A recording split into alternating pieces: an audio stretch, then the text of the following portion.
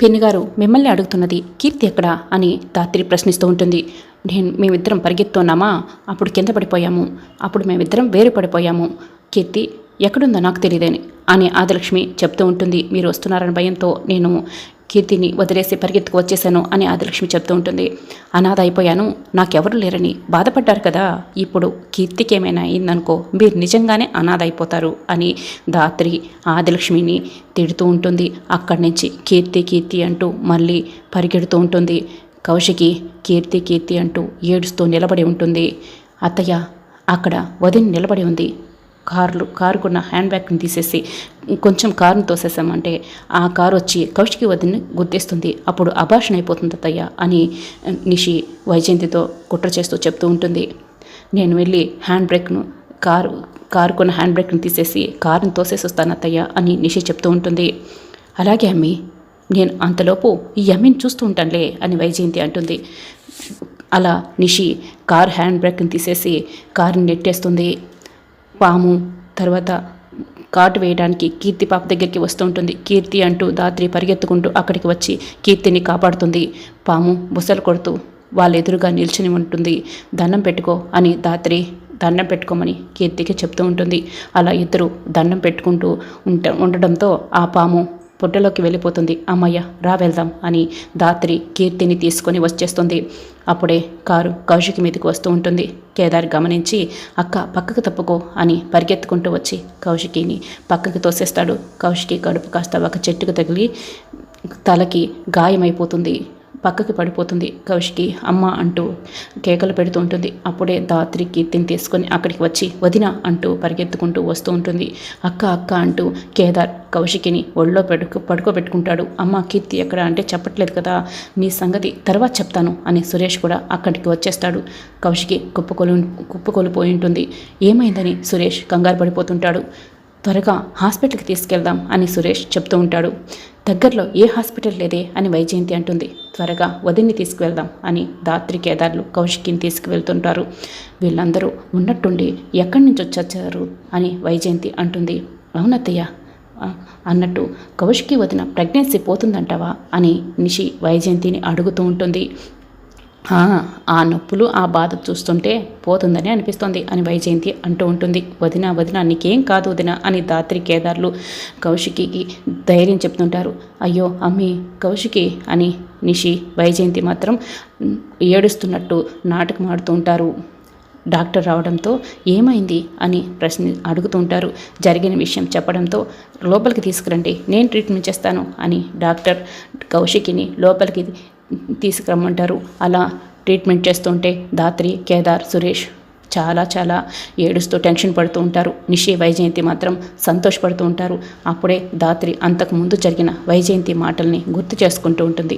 నీ బిడ్డ ఈ భూమి మీద పడే వరకు కొంచెం జాగ్రత్తగా ఉండాలమ్మి, ఈరోజంటే ఎలాగో తప్పించుకున్నావు కదా అని వైజయంతి మాటల్ని గుర్తు చేసుకుంటుంది.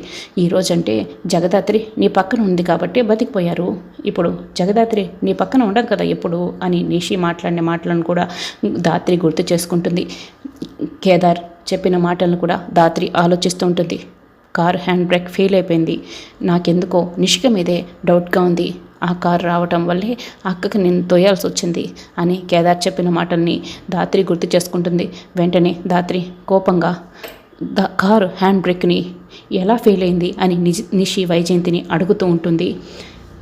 కారు హ్యాండ్ బ్రేక్ ఎలా ఫెయిల్ అయిందనేది నేను అడుగుతున్నాను నిషి అని ధాత్రి కోపంతో అడుగుతూ ఉంటుంది. ఏంటే నన్నే ఎందుకు అడుగుతున్నావు, ఎందుకు ఇలా మాట్లాడుతున్నావు అని నిషి అరుస్తుంది.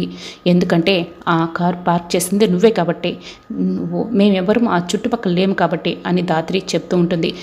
చూడమ్మి, ఇంత మాత్రం కౌశికి అంటుందని ఇలా మాట్లాడడం కరెక్ట్ కాదు అని వైజయంతి అంటూ ఉంటుంది. నాకున్న అనుమానానికి నేను నిషి చెంప పగలగొట్టి అడుగుండేదాన్ని అత్తయ్య, కానీ నా ముందు ఉన్నది నా చెల్లెలు కాబట్టి కేవలం అనుమానం మాత్రమే కాబట్టి నాకున్నది ఇలా మాటలతో అడుగుతున్నాను అని ధాత్రి అంటుంది. అయినా దీనికి అంతటి కారణం అదిగో ఆ సురేష్ వాళ్ళమ్మ ఆదిలక్ష్మి కనుక కీర్తిని కిడ్నాప్ చేసి ఉండకపోయింటే కౌశికి బయటికి వచ్చుండేదే కాదు, ఇలా జరిగి ఉండేదే కాదు అని వైజయంతి అంటూ ఉంటుంది. లేదు, ఇదంతా కావాలని ఎవరో చేసినట్టుంది, నాకు బాగా అర్థమవుతుంది అని ధాత్రి అంటూ ఉంటుంది. ఏం మాట్లాడుతున్నావే, ఏమనుకుంటున్నావు నా గురించి? అయినా మనుషుల ప్రాణాలు తీయటానికి నేనే మీ అమ్మని కాదు అని నిషి అంటుంది. ఎంతైనా నువ్వు హంతకరాలు కూతురు కదా, ఇలాగే మాట్లాడతావులే అని నిషి అంటుంది. చూడు నిషి, నోటికి ఇష్టం వచ్చినట్లు అస్సలు మాట్లాడకు. జగదాత్రి వాళ్ళమ్మ హత్య చేసిందని నువ్వు చూసావా? లేకుంటే ఎవరైనా చూసిన వాళ్ళు నీకు చెప్పారా? ఎందుకు ఇలా మాట్లాడుతున్నావు? తెలుసుకోకుండా మాట్లాడకు అని కేదార్ అంటాడు. అదే నేను కూడా అంటున్నాను. హ్యాండ్ బ్రేక్ తీయటం మీరెవరైనా చూసారా? నేను తీశానని మాట్లాడుతున్నారు ఎందుకు అని నిషి అంటుంది. ఏమే చెప్పు, నువ్వు చూసావా? మరి ఎందుకు నువ్వెలా మాట్లాడుతున్నావు అని నిషి అడుగుతూ ఉంటుంది. వదినకి కడుపులో బిడ్డకి ఏమైనా కాకూడదని నువ్వు కోరుకో నిషిక. వదినకి కడుపులో బిడ్డకి ఏమైనా అయిందా? నేను మాత్రం ఎవరిని వదిలిపెట్టను అని ధాత్రి వార్నింగ్ ఇస్తూ ఉంటుంది. సిస్టర్ బయటికి వచ్చి ఈ మెడిసిన్స్ తీసుకురండి అని చెప్తూ ఉంటుంది. మేము తీసుకొస్తాం అని ధాత్రి కేదార్లు ఇద్దరు పరుగులు పెడుతూ ఉంటారు. సిస్టర్ కాసేపటికి బయటికి వచ్చి మెడిసిన్స్ తీసుకొచ్చారా అని అడుగుతూ ఉంటుంది. తెచ్చిన మందుల్ని ధాత్రి కేదార్లు ఇస్తూ ఉంటారు. వాళ్ళు దాని వావరక్షణ చూడండి అత్తయ్య అని నిషి వైజయంతితో చెప్తూ ఉంటుంది. వదిలేయండి అని వైజయంతి నిషితో అంటూ ఉంటుంది. కాసేపటికి డాక్టర్ రావడంతో మా అక్కకి ఏమీ కాలేదు కదా, ఇద్దరు క్షేమమే కదా, చెప్పండి అని కేదార్ ముందుగా అడుగుతూ ఉంటాడు. చెప్పండి డాక్టర్ అని వైజయంతి కూడా అడుగుతూ ఉంటుంది. సారీ, తల్లిని కాపాడగలిగాం కానీ బిడ్డనైతే కాపాడలేకపోయాం, తనకి అపార్షన్ అయిపోయింది అని డాక్టర్ చెప్తూ ఉంటారు. ప్రస్తుతానికి నీరసంగా ఉన్నారు, ఈవినింగ్ డిశ్చార్జ్ చేస్తాం, మీరు తీసుకెళ్ళిపోవచ్చు అని డాక్టర్ వెళ్ళిపోతుంది. సురేష్ బాగా ఏడుస్తూ ఉంటాడు. ధాత్రి ఎంత ఓదారుస్తున్నా కూడా సురేష్ ఏడుస్తూనే ఉంటాడు. కాసేపటికి నర్సు బయటకు వచ్చి మీరు వెళ్ళి చూడొచ్చు అని చెప్పడంతో అన్నయ్య పద వెళ్దాం అని ధాత్రి కేదార్ సురేష్ లోపలికి వెళ్తగానే నిషి వైజయంతి హైఫై ఇచ్చుకుంటారు. మనం అనుకున్నట్లుగానే జరిగింది, మనం కూడా లోపలికి వెళ్ళి చూద్దాం పదండి అని ఇద్దరు లోపలికి వస్తారు. కౌశికి స్పృహలోకి వచ్చి ఏడుస్తూ ఉంటుంది. బాధపడకుండా వద్దానా అని ధాత్రి ధైర్యం చెప్తూ ఉంటుంది. అయ్యో నువ్వెలా ఉన్నావు అమ్మీ, నేనైతే చాలా బాధపడుతున్నాను అని వైజయంతి కావాలని నటిస్తూ ఉంటుంది. అప్పుడే వైజయంతి నిషి వైపు ధాత్రి అలాగే చూస్తూ ఉంటుంది. ఏదంటే ఈ ఎమ్మి మన వైపే ఇలాగే చూస్తుంది, మనం చేసిన విషయం నువ్వు తీస్తుంటే ఆ ఎమ్మి కానీ చూసేసిందా ఏంటి అని కౌశికి కానీ చెప్పేస్తుందా ఏంటి అని వైజయంతి చెప్తూ ఉంటుంది. అది చూసినా నిరూపించలేంది అత్తయ్య అని నిషి వైజయంతితో అంటూ ఉంటుంది. మనల్ని ఏమీ చేయలేదన్నట్లు నటిస్తే చాలు అని మెల్లగా వైజయంతితో అంటూ ఉంటుంది. వైజయంతి సారీ కౌశికి, ఇదంతా మా అమ్మ వల్లే జరిగిందని సురేష్ క్షమాపణలు చెప్తూ ఉంటారు. అయ్యో పండంటి మగబిడ్డ పుడతాడు, ఈ ఇంటికి వారసుడు వస్తాడంటే ఏందమ్మ ఎలా జరిగిపోయింది అని వైజయంతి ఏడిచ్చినట్టు నటిస్తూ ఉంటుంది. ఇంకా నిషి కూడా అలాగే నటిస్తూ ఉంటుంది. నిషి ఇంకా మీరు బాధపడకండి అత్తయ్య, మీ కళ ఇంకా చెదిరిపోలేదు, దేవుడు కరుణిస్తే మళ్ళీ కౌశికి వదినికి కడుపు వస్తుంది, మళ్ళీ మగబిడ్డని కంటుంది అని ధాత్రి చెప్తూ ఉంటుంది.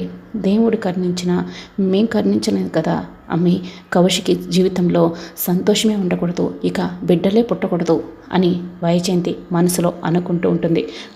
అవునులే జగదాత్రి, నువ్వు అన్నట్లే జరుగుతుంది అని నిషి కూడా చెప్తూ ఉంటుంది. అసలు ఇలాంటి ఒక సంఘటన నా జీవితంలో జరుగుతుందని నేను కల్లో కూడా అనుకోలేదు, ఈ విషయాన్ని ఎలా జీర్ణించుకోవాలో కూడా నాకు అర్థం కావడం లేదు అని కౌశికి ఏడుస్తూ చెప్తూ ఉంటుంది. వదిన ఎన్నో కష్టాలని ఓర్చుకొని ఇక్కడ వరకు వచ్చారు, అన్నయ్యకు మీకు ఉన్న దూరాన్ని కూడా దగ్గర చేసుకున్నారు, బాధపడకండి వదిన అని ధాత్రి ఓదారుస్తూ ఉంటుంది. మీరు మళ్ళీ ఒకటైపోయి ఒకరికి ఒకరు తోడుగా ముందుకు అడుగు వేయండి, అంతా మంచి జరుగుతుంది అని ధాత్రి చెప్తూ ఉంటుంది. అప్పుడే డాక్టర్ అక్కడికి వచ్చి ఆవిడ నీరసంగా ఉన్నారని చెప్పాను కదా, ఇంతమంది ఉండకూడదు, మీరందరూ బయటికి వెళ్ళండి అని చెప్తూ ఉంటారు. డాక్టర్ కౌశికి దగ్గర నేను కాసేపు ఉండొచ్చా అని సురేష్ అడుగుతూ ఉంటారు.